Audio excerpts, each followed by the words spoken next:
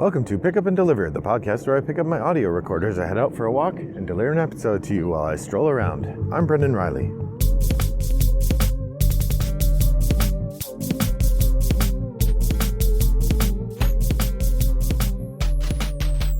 Well, good morning, listeners. It's a lovely day here in suburban Chicago. I'm doing a bunch of work at home today, but I wanted to stretch my legs, and I have a book waiting for me at the library, so I'm heading up there, gonna get the book, then head home. It's perfect. I am today talking about some games I've been playing because it is March 1st. That's right, it's top of the stack. For those of you who are new to the podcast, Top of the Stack is our regularly monthly check-in where we talk about games we've been playing, games we're going to play, and how we're doing on our goals. I enjoy setting goals for myself, making plans, and then trying to achieve those plans. It's a fun little meta game about my gaming that I like to play. Many of the listeners play as well. If you would like to join us, head over to Board Game Geek Guild 3269, where we usually have a thread devoted to each month, and we talk about what we've done in the past month. Head over there and let us know what you played in the last month and what you're planning to play this month. All right, here we go. Time to talk about my February 2023 Top of the Stack stats. To start with, the plays. I had 83 plays this month of 46 different games. That brings my year total to 168 plays of 89 games. That's pretty good. 83 plays a month, I think will get me pretty close to 1,000 plays in the year. Yeah, pretty close. I think I would need like 84 or 85 a month to really hit that. So I'll need to keep up this pace if I want to hit 1,000 plays this year. We'll see. I don't know. That's not actually a goal. It's just an interesting round number.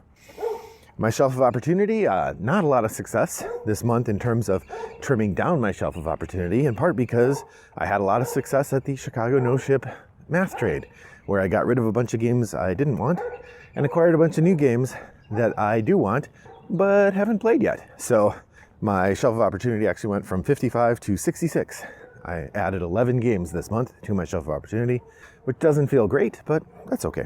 My collection size, the goal, of course, is to reduce it. I've talked about that. And with the cull, I did take out quite a few games.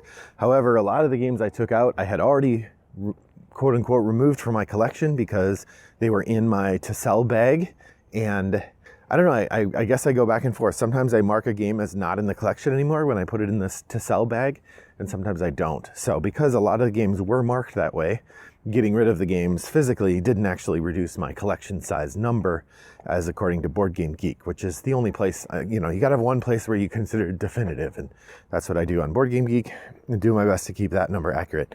Nonetheless, with the influx of games from the math trade and the outflux of games from the math trade, my new game collection size is 559 games. So I'm up 6 games from the beginning of the year. My most played game this month was Motainai in real life. I played 3 games of it back to back to back with my neighbor. And then my most played game online was Age of Civilization. I talked about that game in a podcast that I've recorded recently. I don't recall if that one actually went out yet or not. If not, that's coming up in an espresso episode. My H index is at 4. I have 4 games that I've played at least 4 times each, and this is Through the Ages, My City, Res Arcana, and Rajas of the Ganges, the Dice Charmers. Now these games I've played all online this many times each, so take that for what you will. All right, my top of the stack report. I had, as I usually do, top of the stack is, of course, the 3 games that you are planning most. You're specifically picking these 3 games. You want to try to get them played in the month. I often pick 4 games, or usually pick 4 games, and my goal is if I get 3 played, I consider that a successful month. I always like to tip my hat to the long gone podcast, the podcast of nonsensical gamers, who coined the term, or they're the first ones I heard use the term top of the stack, and I stole this bit from them. So last month I picked Mosaic, A Story of Civilization, 5 Tribes, the Perry Mason game, and Via Nebula. And I'm pleased to say I got all 4 of those played. Thanks in no little part to fellow Toggle Game member Wes Macon, who is also a podcast listener. Hi, Wes. And joins us on Board Game Arena sometimes, or often. He and I play a lot of games there. And Also over on Yukata, Wes came to Toggle last night, February 28th, right at the end of the month.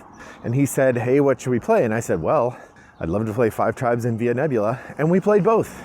And many thanks also to my game design partner, Rob, who played both games with us, even though I don't think he really likes Via Nebula. I won't ask him to play that again anytime soon. Although it turns out the last time I asked him, when I went and looked, was like 3 years ago. So it's not like this is a huge burden on his game playing life. Nonetheless, because we played both of those games yesterday, I got in all 4 this month. So we're on track. I'm 6 for 6 in terms of successful games played. So last month I only had 2. I've talked about Mosaic before. At some point, once I've played it a few more times, I'm sure I'll do a deep dive. But for now, it's in that limbo between, I already talked about it once. I will say my second game of it was quite a delight. I really had a good time. And if I had some doubts about it after my first play, the second play actually really cemented. It's a fun game and I'm glad to have it. Five Tribes was fun. Not as fun as I remember it being last time. It definitely is going to go down in my estimation. I don't know if it'll go down far enough to drop off the top 50, but yeah, I don't know. Something about it. I guess I like it quite a bit, but there are so many different ways to score that it felt a little chaotic. Also, I don't know, it was a little disconcerting. One of the players seemed to be very far ahead, and we all kind of acknowledged he's kicking all our butts. But I ended up only losing to him by 1 point, mostly because I just wasn't spending very much of my money. So I started with my initial money and I didn't spend very much of it. And so, I don't know, that took the wind out of my sails a little bit. I didn't feel like I was doing all that good a job strategically, and I still came out almost on top. So, Five Tribes, I still had a great time. I'm expressing negativity, I guess, just because, a great game, when you have a great time, it's the small things that make you reevaluate a little bit. I'll talk about, it was nice to return to Via Nebula as well. I'll talk about that in another podcast. I might end up going back to Five Tribes too. Apologies if I revisited that too much. I had 14 games I played this month for the first time. Those were Age of Civilization, Rococo, Bluffinier, Planted, the Perry Mason game, Frosthaven, Marvel Dice Throne, Lost Seas, Coloretto, Yutnori, Snake Oil, Beasts of Balance, and My Shelfie. Now, I've recorded episodes about many of those games, not all of them, and I know I haven't released all those episodes yet, so coming up in the next couple weeks, you'll hear many of those games get talked about. I'm up to 27 new games this year. I did try 2 expansions this month. Neither of them were part of games I own, but I did play a game of Root, and in that game of Root, we had the Riverfolk expansion and the Underworld expansion, neither of which I had played before, which means I've now tried 3 expansions this year. Last month I dusted off 7 games. For those of you unfamiliar with the term, a dusty game is one that you haven't played in a year or more. So if you dust off a game, that means you play it again and sort of reset that timer. Last month I played 7 games that I hadn't played in a year or longer. This month I played 7 more. That's Heist, Taboo, A Few Acres of Snow, Root, Via Nebula, Five Tribes, and Wildlands. That puts me up to 14 games dusted off this year. Having 7 a month, that's not a bad tally, I think, especially for somebody who's got as many games as I do. I would say having those all in play or getting them to the table every now and again is a nice habit. Okay, on to the 10 for 10 challenge. Now, as you'll recall, this year, I'm doing a little bit different 10 for 10 challenge. Instead of picking 10 games I want to play 10 times each, I've picked 10 designers whose games I want to play 10 times each. Or I want to play this designer 10 times. And it's turning out to be sort of a 2-pronged 10 for 10 because I play so many games online. What I'm ending up doing is, and I'm keeping track of both real life plays and online plays. And for the main 10 for 10, I'm only counting plays on the table in real life. But I'm also keeping track of plays online and kind of thinking about those as well. So in that regard, I'm doing not terribly.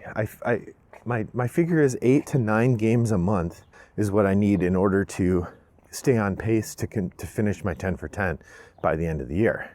That would mean by the end of February, I should have 16 played. I have 13 played in person, which is pretty good. Especially given that February is short and January is a very busy month for me. I think having 13 played is pretty good. It's going to take a little bit more discipline, I think, as we go along to get those other plays in, but I'm up for it. Using digital plays, however, I'm cruising along. I'm up to 47 digital plays. The big challenge is some of the designers I tend to play a lot, some of them I don't, so I'm having to, I'll have to think about which games I kind of double down on. Some of the members of the podcast community, Wes and Gabriel Edge and Topher Graves, have been very effective and helpful in getting those games to the digital table and helping me play them as well. So I'm up to 47 plays of digital games. In the face-to-face games, this month I played Wildlands and Via Nebula by Martin Wallace. I played Planted by Phil Walker Harding, and I played Matai 3 times by Carl Chuddick. This month in digital plays, I'm not going to go through them all. Suffice to say, I played a lot of games. Probably the most significant accomplishment there is that both Inca Brand and Vlada Shavatal, I'm up to 9 digital plays of games by them. So once I hit 10 plays by an individual designer, I'm not going to stop playing them, but I'm going to stop tracking them. Because it is actually a fair amount of work to track these designers, and so I'm going to stop tracking them once I hit that 10 digital plays. Then I'll just mark them complete. And that'll sort of give me mental energy to focus on playing the other ones, although I will still be playing their games, I am sure. I think this month, because so far I have 0 digital plays of any Carl Chuddick games, I think this month I'm going to open up a couple games of Innovation and Matai. Hello! Innovation and Matai again, to see what progress we can make from that angle. All right, I talked about the collection size update a little bit. I thought I'd give a little more detail about how the collection has fluctuated. At the beginning of the month, it was 553 games. I acquired Puerto Rico 1897 and Frosthaven, and I put Raxon back in the collection. It had been in the sell pile, but when I went to go do the math trade, I decided I did want to keep it, so that's back in there. I broke down the game Plexed for parts, as well as the game Space Bunnies in Outer Space or something like that. I broke that down for parts as well. The latter one had already been removed from my collection though, so it didn't affect the numbers here. There were 12 games that were still marked in my collection that I gave away as part of the math trade.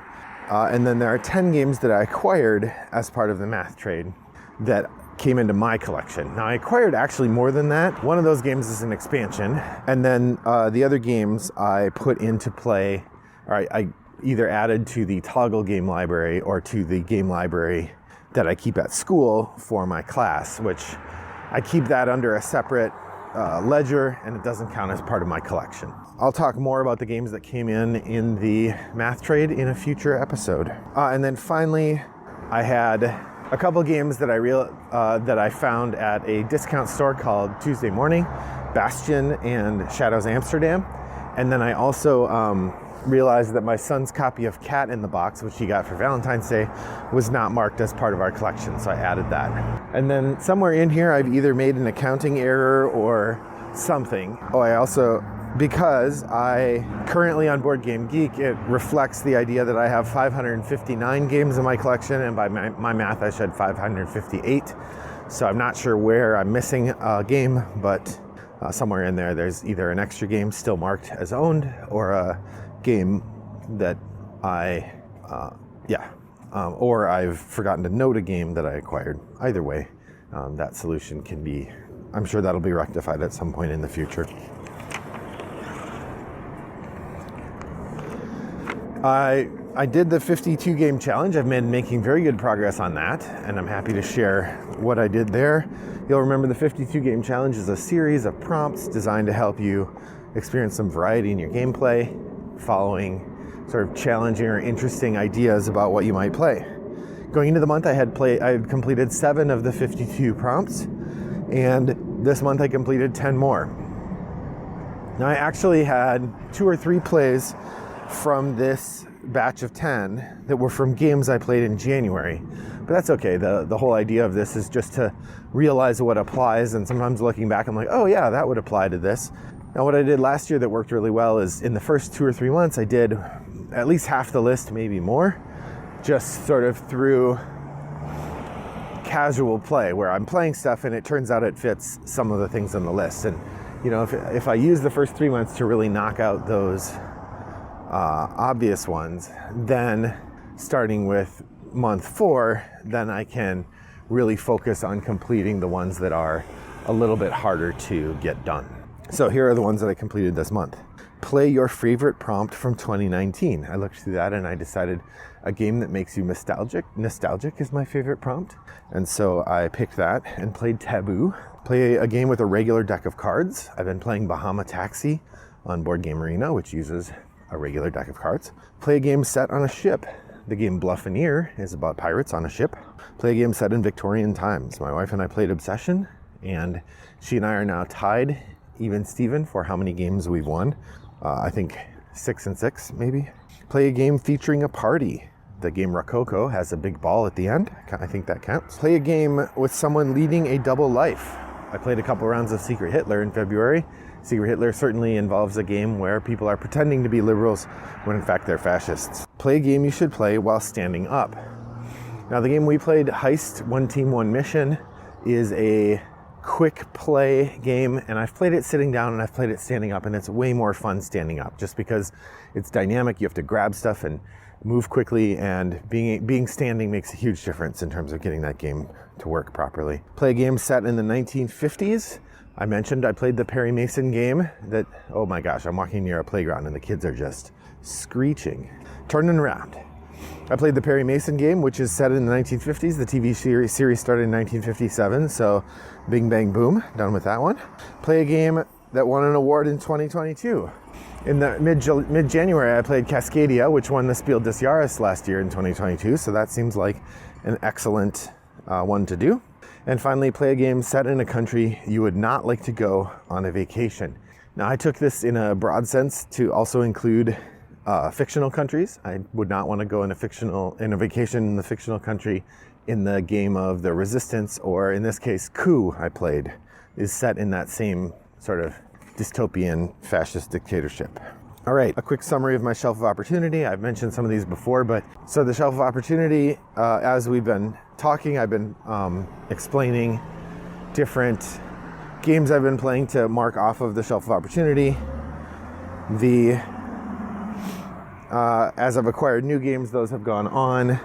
So the shelf of opportunity is up to 75 games as of today. Two last things. It's got 75 games on it, but some of them are marked as played. It's 66 unplayed games as of today.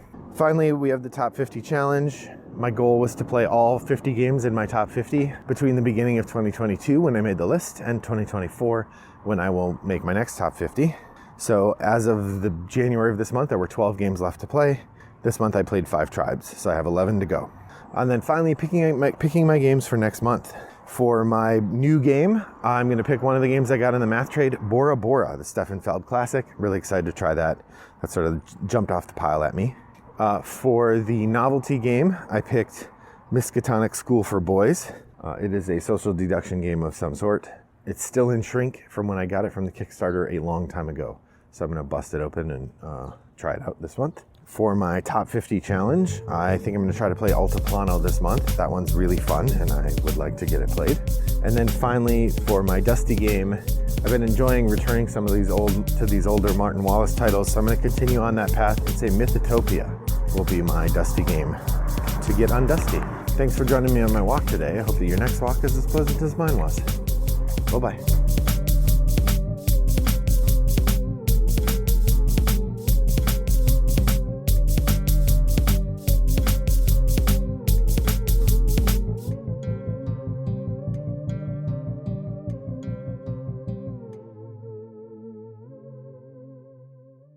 Brought to you by Rattlebox Games.